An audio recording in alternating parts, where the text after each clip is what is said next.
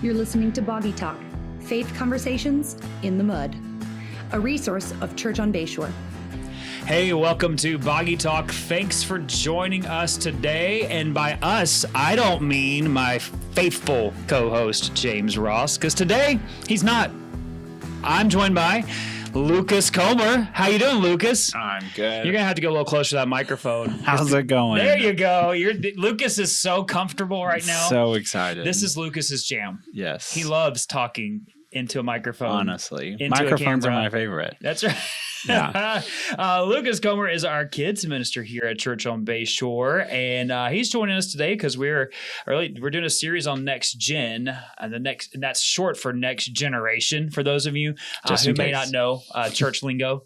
But before we dive in, Lucas, tell Boggy Talk, how you doing, bud? I'm doing great. Why are you doing great? Oh man, just getting ready for summer ministry, all the exciting things. I made my summer calendar. You just take a break all summer, right? Yes, kids ministry, there's nothing going on I made a summer calendar and it was just blank. There was nothing on there. So wouldn't that be amazing? It was great, yeah. So tell us what's going on this summer for kids ministry. Oh, we have so many things. So this summer we have Bayshore Kids Clubs, which are taking place on June 10th through the 14th. Yeah, and Kids so Clubs. That's exciting because we have 21 locations. Did you say 21 locations? I did, yes. All across our community. We've got them in Blue Water, Rocky Bayou area. We've got one in Crestview this year, one in Shalimar. We're spreading out everywhere. That's awesome. And so we're excited. We're recruiting for people. Where you at Freeport? But yeah, that's everywhere. Like people come to church on Bishop, all those areas. It's we perfect. need one in Freeport. I know. Where you at, Freeport? Come on. All right. But yeah, so we're doing that. We're recruiting for volunteers. So if you're interested, if you're a part of our church or in the area, come hang out. If I were interested, how would I sign up? Well, if you're here on a Sunday or a Wednesday, there are two beautiful displays in front of the boat. I like the color. Kids, I like that it's I walk in and there's an inflatable orca killer whale hanging. Orca, that's the PC term, right? Yes, we don't say killer whale in children's ministry. That's right. Gosh, Lucas, you're so woke. I know. So there's one there, and then there's one in front of the welcome desk. And so you can sign up. You can see all 21 locations on the wall, and you can see which ones have a team already, and then you can see the ones that have a need. Or you can visit the website and just go to churchonbayshore.com/kids clubs. Kids clubs, sweet. So after kids clubs, what's happening? We have Century Kid Camps. So we're taking 26 kiddos to camp, which we're super excited about. One of my kiddos is going. He's so excited. It's going to be so much fun. He's going to be life of the party at camp. They're going to rename the camp to As Refuge. Every staffer will love him and fall in love with him. It'll be great. So we've got that. And then there's Uganda, which is exciting because you're like, how does that have to do with kids ministry? And it's because... What does it have to do with kids ministry? Our kids ministry supports, or our church supports 10 sponsor kids with one more child in Uganda. And so we'll get to go visit Laura Jones, our partner there. And then we'll also get to visit those kids that our Bayshore kids are praying for, writing cards for, and supporting. Awesome. And so it's really cool. Cool. And then after that, you don't have anything else going on in your life. Not personally or anything. No, not at all. Not like... Just kidding. Yeah. What's going on after that? Well, when I get back from Uganda, it's 1 month until the wedding. So that's married. Exciting. Woo. Yes. We're so excited for you and for Chloe. It's going to be so fun. It is. It's going to be great. It's going to be great. So, well, that's exciting. All these things are happening this summer. And really, we're just thankful for what God is doing in our kids ministry, in our next generation. We say one of our values is the priority of every generation is the next generation. So today and for the next couple of weeks, we're going to do a series on the next generation. And that's why Lucas is here, because we're going to talk about really as a church, how, as we prioritize the next generation, what that really looks like. And one of the things that a quote that I came across recently was this, is that culture helps determine the strategy. And I thought it is a really good statement because the message of the gospel doesn't change. It's the same, just like Jesus. It's the same yesterday, today, and forever. The gospel is what saves. But our culture does determine the strategy and we would recognize this because ministry in Niceville looks different than ministry does in New York City, where we have one community church that we are supporting. We have high schoolers going to serve there this summer. It looks different in Uganda, where you're going to be serving. It looks different in other countries. I think it also something we have to recognize is that ministry culture is different now than it was 10 years ago, than it was 20 years ago, than certainly it was 50 years ago. So I just want to begin this by helping people maybe my age and older, I'm putting myself strategically at the young end of this, but just understand just how much culture has changed really since we were kids and students. So if you go back to like in the 90s, we're going to start in the 90s, like when I was a student in student ministry, a kid, and then a student ministry, that was like the heyday of youth ministry. Like every church had big, awesome, epic youth ministries. They all had their own name, and you had to brand your youth ministry, and they all had like super trendy names like Fuel or Transit, or they all had to be one word. The Refuge. This church's was Resonate. It's just kind of what it was, and youth groups were huge. Like it was the big thing. There were big events. There were, like I grew up like after in middle school and high school, after football games, our church would host a fifth quarter and it would just be crazy, like lock-ins and all that kind of stuff. But then things started to change really in the early 2000s. And a huge piece of that was 9/11 and its impact on our country and the culture. And, initially there was kind of a resurgence of attendance at church, but then we saw very quickly how that attendance surge kind of died off, and what began to happen were more conversations. And that's really, it was already happening, but our country at that point became much more pluralistic in terms of belief, and we see a lot more of the relativization of truth. And then late 2000s, you have a huge recession in our country, and that impacted churches, and churches slashed budgets. They laid off staff, slashed budgets. People started attending church less. In tandem with this is the politicization of, is that right? Politicization? I think that's Politicalization. Right. I don't know, one of those words of America. And then really coming out of the recession is just a cultural factor now is just the proliferation of activities that families are involved in. And I would say lumped into that is travel everything. It's travel sports, travel music, travel activities. Like families, kids, students are just busier. Their schedules are more full than ever. And then technology, this is a huge impact. Think about this. We carry phones in our pockets to give us access to the world. Our phones have, more storage memory than our first laptops did when we were students. So just think about this. And then, of course, COVID and its impact on society and isolation, and how that really impacts all of our relationships. So we find ourselves here now, 2024, kind of like synthesizing all of these cultural influences and where we are now. So today, that was a long setup for what I want you to speak to, really about your role.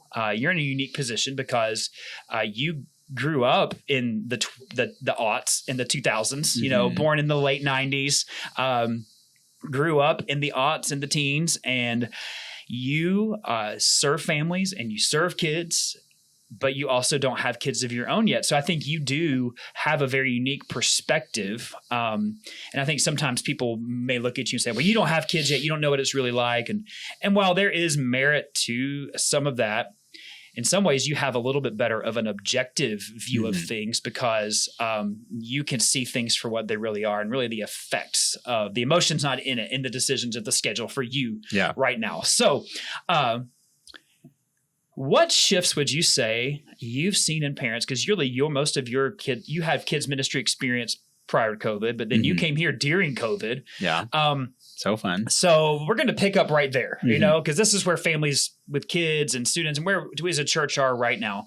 What would you say are the shifts that you have seen in parents and their kids post-COVID, for better and for worse? Not everything is necessarily bad. Yeah. I would say, like, especially right at the beginning of the pandemic, there was this big realization and this big awakening. I don't know if that's the right word, that parents weren't quite ready to be the disciple makers, which was a big perception shift for me, because like a part of like values that were taught into me was that parents are the primary disciple makers. And yes, that's incredibly true.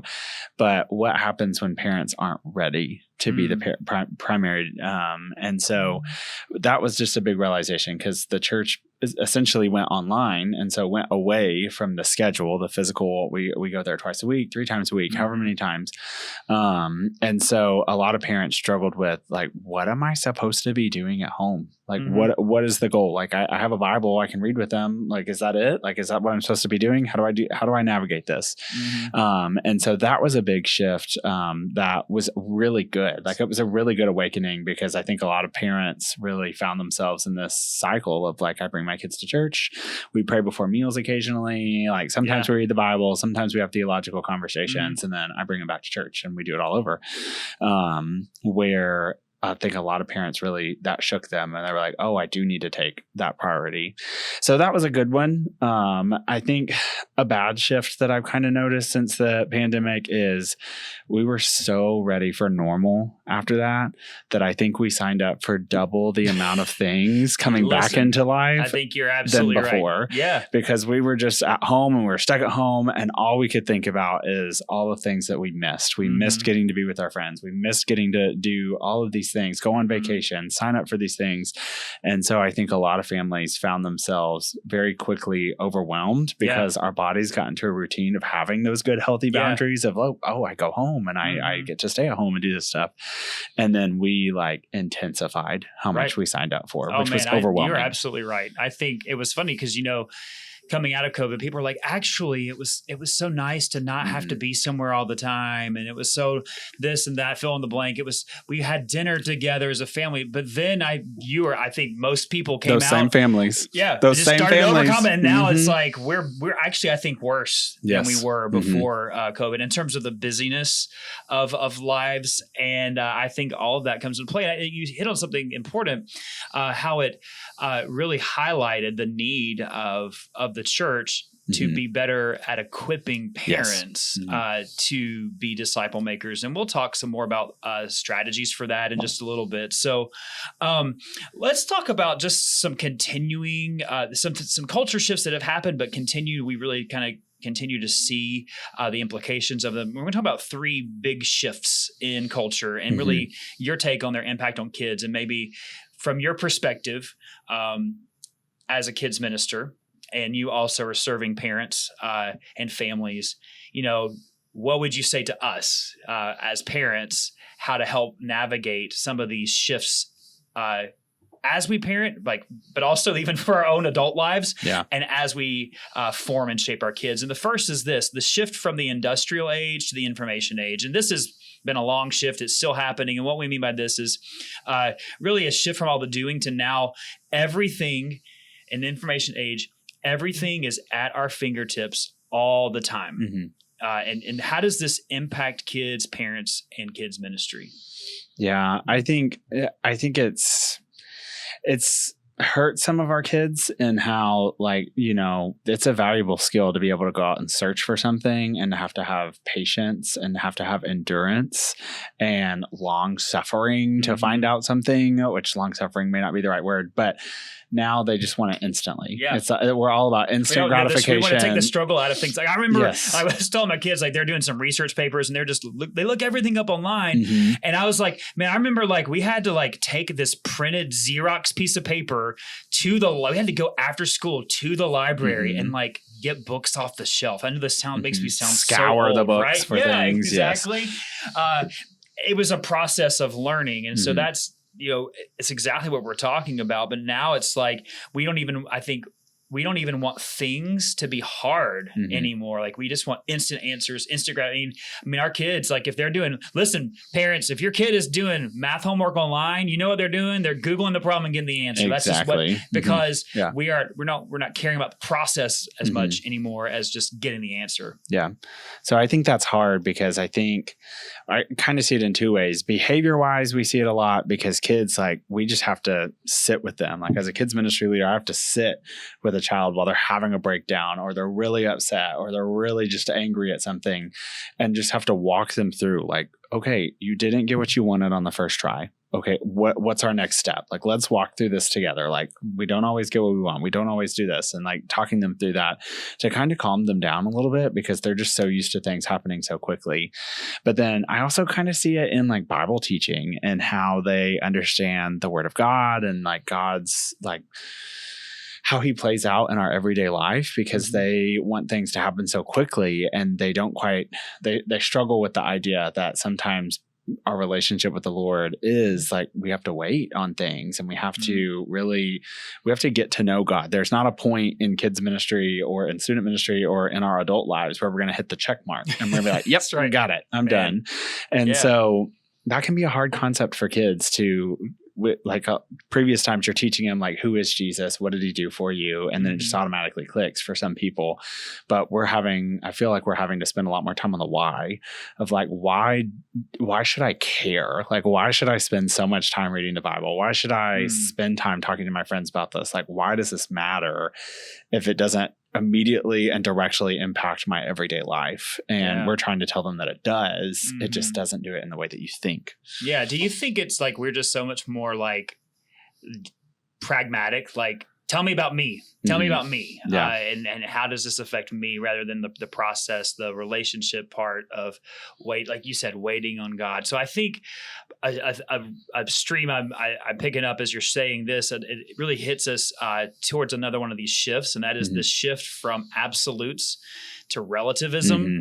And like you were saying, like, why is this even important? That's kind of like, how does it affect me is a stream of breaking off the river of relativism, which is just anything can be true. What's true for you is true for you and doesn't have to be true for me. And this is moving away from culturally, even outside of Christianity, which God is the source of all truth. But even outside of the church in our culture, there have been absolutes.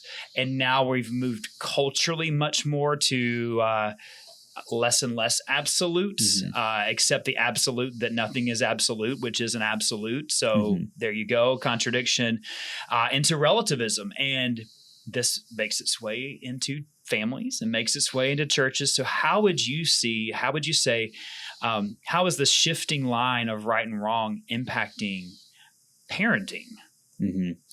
Yeah, is hard because that shift, like if you look down at the root of it, like this relativism thing is rooted in a sin of selfishness. Like if you get down into the root and it's like what I want, what I need, what I think, what I feel. And so it's hard because I think it's hard for parents to navigate that because a parent comes at a lot of conversations as I want the best for my child. I want my child to be happy. I want them to just feel loved. I want them to feel happy. I want them to feel a part of the world. And I think there's a lot of root in that that's good and healthy. Like we want our kids to have a full life. We want them to feel wanted. We want them to feel like they are important. And so I think a lot of parents struggle with that navigation of like, okay, what is the actual goal here? Is it for them to be happy all the time, or is it for them to live a meaningful life and to like, I think a lot of parents want to take the struggle out of things and they don't want them to struggle the way that they struggled. I know like my parents tried their best to be like, we don't want you to struggle with any of the things that we had to struggle with. Right. Yeah. Which I think is kind of a natural feeling as a parent. You want your kids to have it better than you. Yes. And kids are still going to struggle. Like we live in a fallen and broken world. And so we can protect kids from 80% of the stuff that we think that we protected them from, but they're still going to struggle with 20% of the things that we don't see coming. And like, they're going to experience things. And so I think parents struggle with that balance, especially when it comes to cultural things, because especially if you have a kid that leaves the house, they're going to encounter ideas and thoughts and ideologies that you may or may not believe in, or that you may or may that we think is right and that you think is wrong, or something like that. And I think it's hard for parents to navigate that. And I think it's also hard, like, recognizing that the people that are raising kids right now, young kids, preschoolers, early elementary, they're a part of a generation that is incredibly unreached when it comes to church. Like, they're like, if you look at the generation that they grew up in, like, church, that's where church really started to become optional or not as enforced and things. And so it's not emphasized. So there's a lack of, like, do I know what's right and wrong? Do I know how to navigate this? Do I know how to say no? I know that this is wrong, but do I know how to back that conversation up? Right. Like, how do I teach my child this? Because I don't know. Yeah. Well, and you know this from working with kids. I know this from having kids. Kids are really, really good at picking up on inconsistencies in ways that we are inconsistent. And so, and they'll call it out and they'll say, well, you're saying that, but you don't do that. And then you as a parent have to be like, you're right, but I don't want to admit you're right. But, you got me. But really, and if we are telling them something, but emphasizing something else with the way we live, guess which one they're going to believe?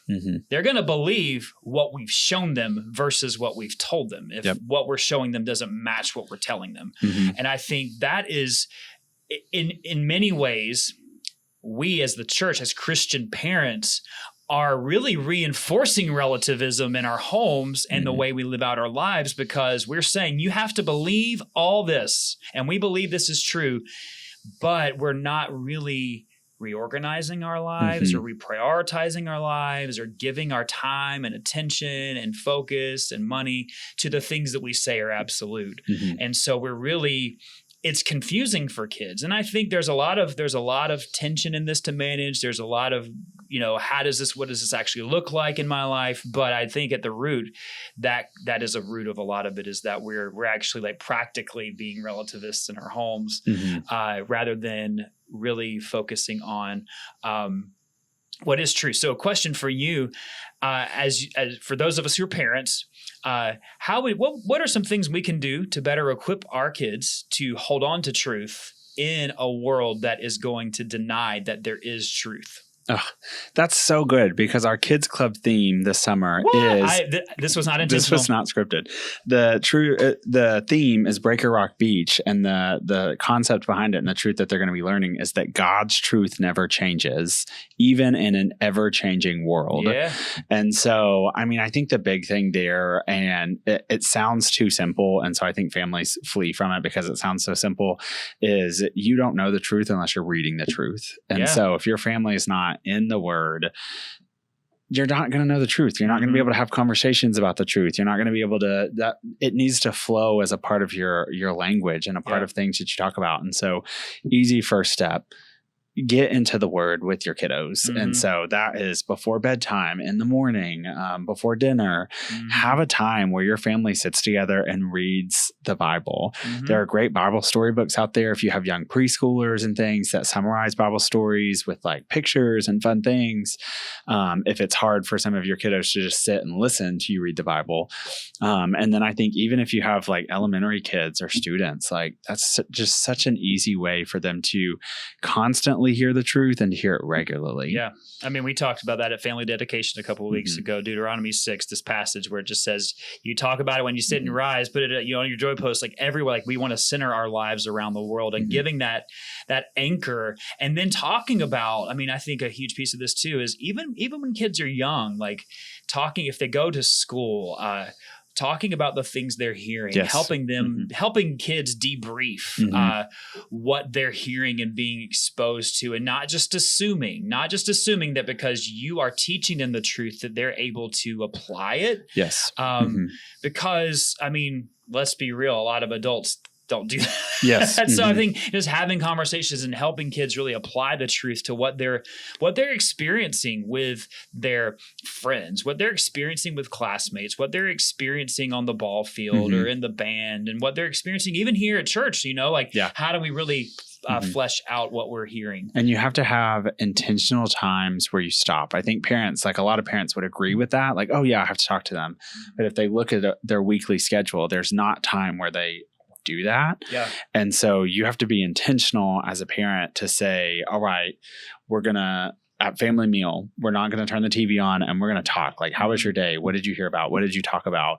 And if you're a busy family, you can create that in the car, like turning the radio off and saying, we are going to talk in this car ride, wherever we're going. Yeah. And you do have to remember, like, your kids are talking about everything that they hear, everything that they see. Are they talking about it with you, or are they talking about it with people at school or people in their church group or people in this? And like, you as a parent want to be that filter that your child helps navigate the world with. Yeah. And really, I think we try to think with the future in the mind, with the future in mind. I think about, like, what do I want my relationship with my kids to be when I'm an adult, when they're adult, when I'm actually mature, when they're adults. And what I want is that, at that point you want a friendship, and I want them to talk to me about what's going on in their life. I want them to talk to me about big ideas, and that won't happen if we haven't created that culture of conversation in dialogue right now, patterns that reinforce it. All right. So last shift, the shift from being together to isolation. And so we're not talking about just COVID, because we came back from COVID, and even though we got to be around people again, they're statistically speaking, most people would say they feel more isolated than ever. And certainly it doesn't take much cultural observation to realize a huge impact of this is technology and screens. So can you just talk about togetherness and isolation and what you see, kind of the implications of isolation right now? Yeah, I think that's really good. I mean, technology, it's bold for me to talk about it because I grew up in an age where I had it at my fingertips when I was in middle school. And so, but your opinion matters. I know. But it's hard seeing kids be so entranced with technology and with TV screens and with phones and tablets. And you have toddlers now who know how to unlock their parents' phone and go to YouTube and look up their favorite Miss Rachel song or something like that. I don't even know who that is. I'm kind of glad. Yes. And so, like, it's scary because they know how to do that, and they don't need help. They don't need people around them. They can do that all by themselves, and they're in their own world. And it's dangerous to be alone, and it can be hard to navigate that. And kids grow up feeling like that's normal. And so then when they start to encounter different struggles or different things as they enter school, and if they experience hard times, then they don't know how to be together. They don't know how to ask for help. They don't know how to seek out and talk about emotions and talk about feelings, because all they've ever done is watch people do that. They haven't actually participated in it. Yeah, that's good. Yeah. So how do you fix that? What do you do? Throw all of the technology away. No, I'm just kidding. We go live Little House on the Prairie. We're going Little House on the Prairie style. Yep. Come on. We're going to go outside and churn butter, kids. Yes. No, I think going back to the Oregon Trail. Yes. No, then your kids are going to have dysentery and cholera. Yeah, so there's some good things. Yeah, I think the important thing there is having boundaries and setting boundaries as a family, and recognizing that as a parent, I'm going to set this boundary for my kids, and I understand there may be some personal sacrifices that I have to make. If I turn the TV off, that means I have to figure out what my kids are going to do. I have to help them.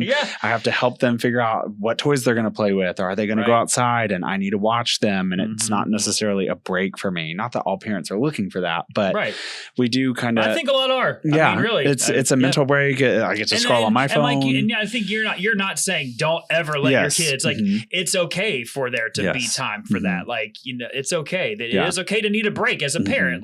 Don't let somebody be like, they're your children. How dare you say need a break? We come on, folks. We all we need a break from ourselves, right?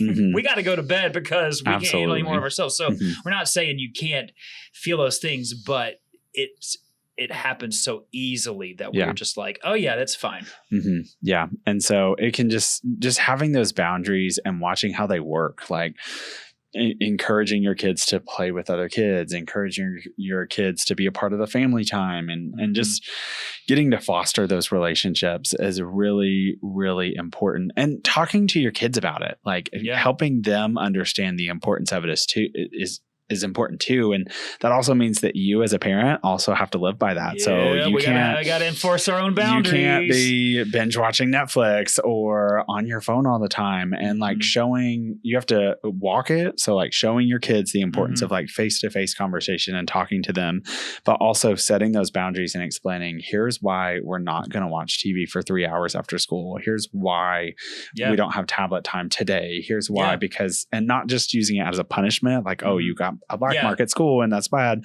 but using it as like we don't need to be watching TV all day. Then we're just sitting and we're not outside and moving our bodies and talking to people and getting to have relationships with people, which is what God wants us to do. And so, that's good.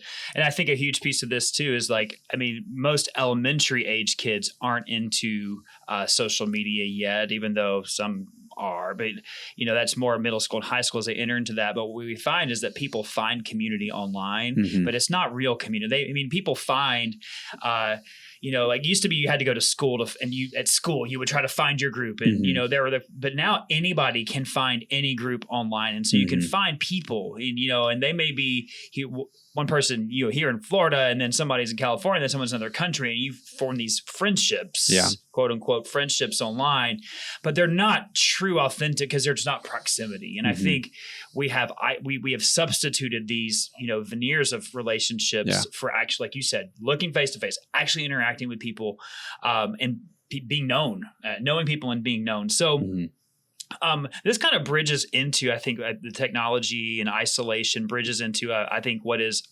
one of the end results of a lot of these shifts, and not fully engaging well with them, maybe with our kids.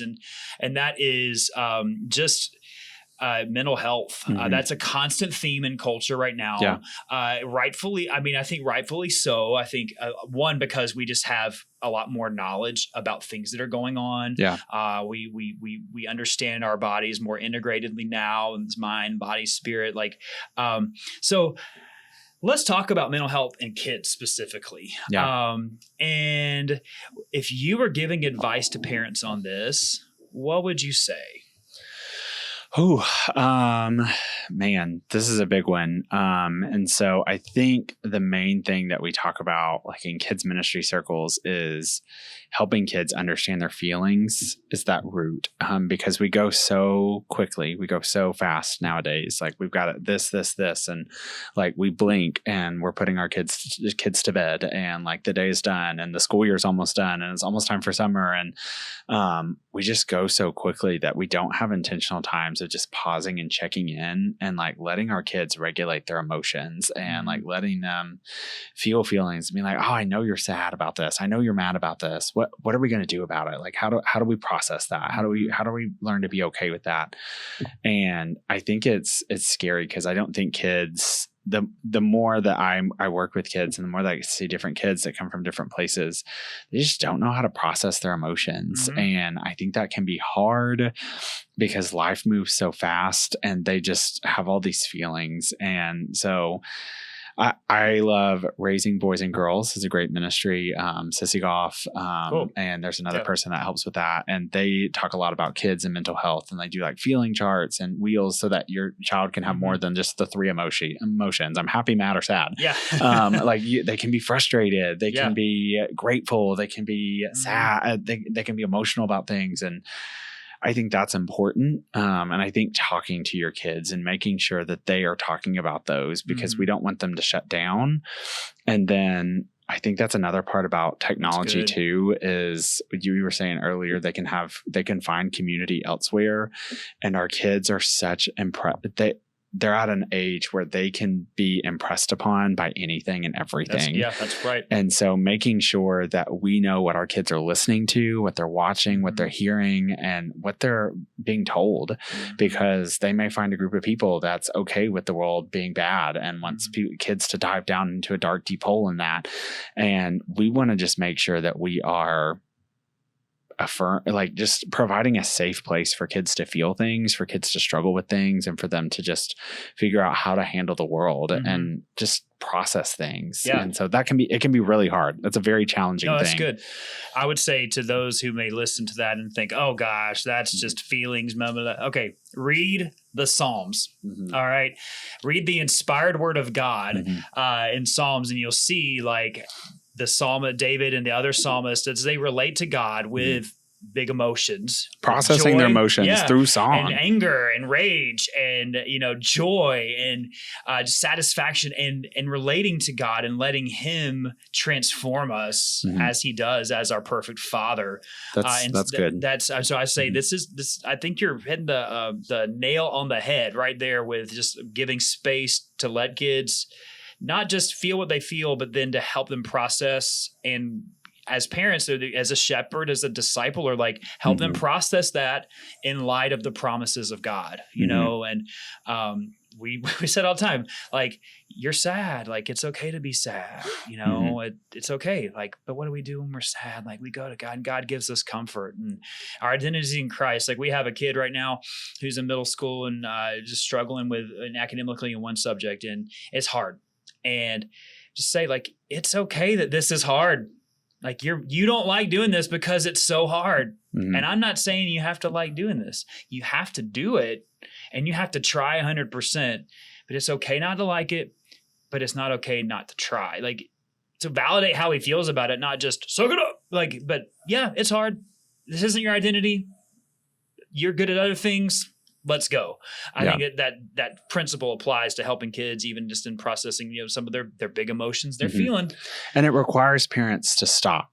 Like, it requires parents and volunteers. I'm saying that's, for me, it's the hardest part. You have to stop the schedule. You have to stop whatever's important and realize that this is the most important moment, is walking through this with my child. Yeah. I love what you said about the Psalms, because I'm going through them right now in my quiet time. And there's you'll find sets of 2 or sets of 3 Psalms together where Psalm 1, everything is falling apart for David. And the world is on fire. The Lord has forsaken me. He's delivered me into my enemies. And then he's also my shepherd and anoints my head with and then it ends with him having this awesome occasion where he's celebrating with the people about what God has done for his life. And so I had a situation with a child the other day where the child just started crying, and I was like, why are you crying, buddy? And he was like, my pet died, and it was a pet fish. And so anybody else would have been like, stop crying. It's a fish. Just a fish. It got flushed. It's fine. That's why I'm not the kid. Yes, exactly. I wouldn't do that. I wouldn't do that, but I would think it. It was one of those moments where I stopped what I was doing. I let the class keep going. There was another teacher in the room that took over.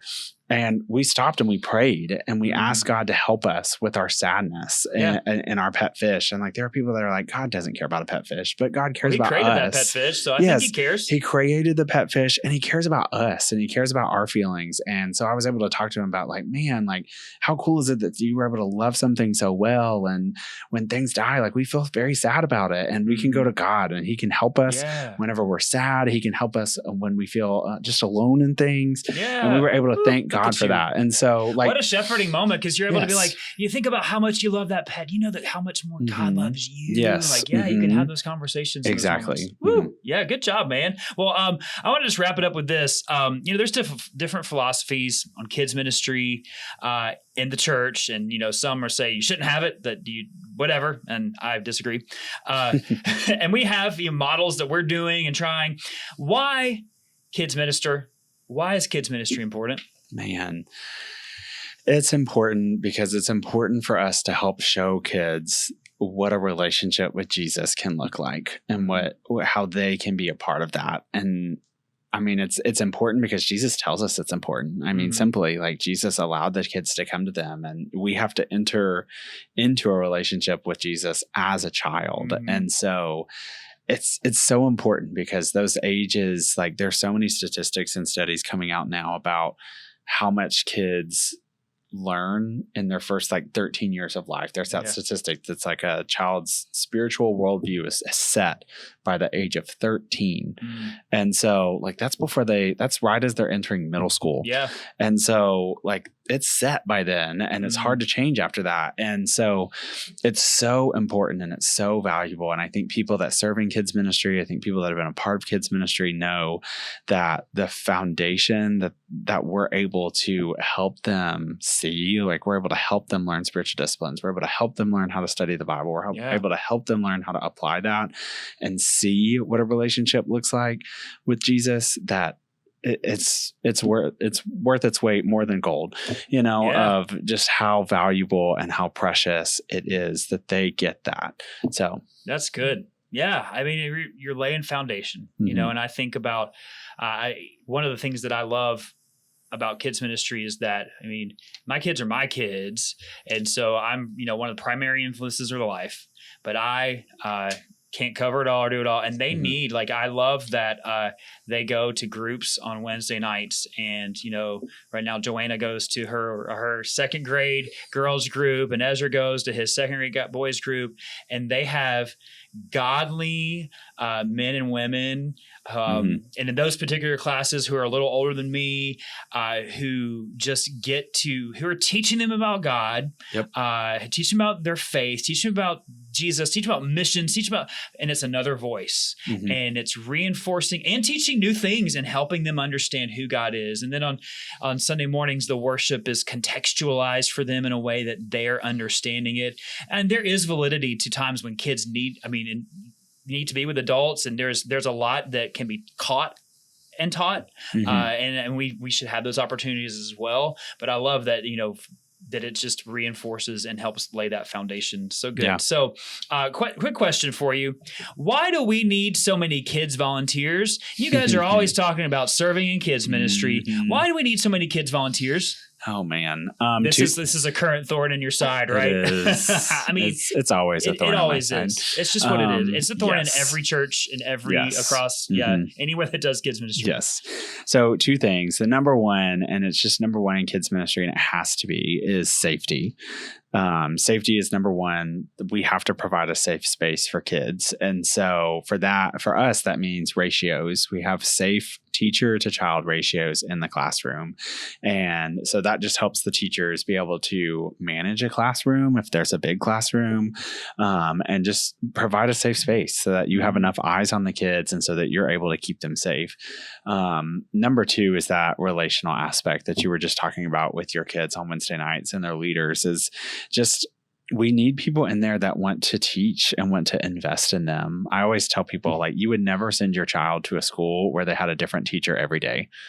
And so we need and want leaders that are consistent in classrooms, who can teach them about the Word of God and who can build relationships with them and can invest in them and can get to learn kids and know who can't sit together if they want to learn about the Bible together, who can sit together. That's right. And just to be able to pour into leaders, like my kids ministry leaders when I was growing up were sweet volunteers who called out ministry in me, even though I was a thorn in all of their sides. I had ADHD. I was the worst. I can't imagine this. I know. And like they were able to call it out of me, even though I had all these issues and I didn't want to do anything like that. And I struggled listening in the classroom and I struggled learning. Like they were the ones that, because they knew me and because they were able to invest in me, that they developed things in me that I didn't know were going to come to fruition until I was in high school. Yeah.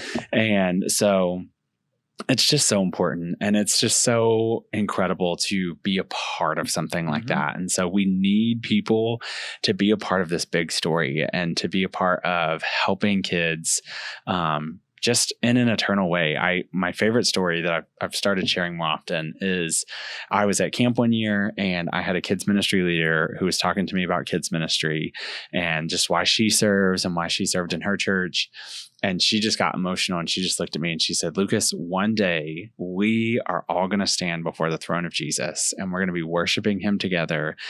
and you're going to look to your left and you're going to look to your right, and you're going to see kids and people standing around the throne of God that you were able to have a small impact in because you said yes to serving in kids ministry. Yeah. And what else good. could you ask for? Yeah. Like, what else could, sign me up. I'll do it every week. Come on. Yeah.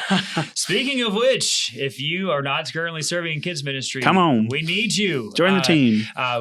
Kids ministry's grown here at Church on Bayshore. And so we need more volunteers. We have, some great families who've been serving who are moving, which that happens every summer here. Thank you, U.S. military. And then we have some who have had babies or having babies. And so they're going to have to take a break. Hey, so we need you. Honestly, we need you.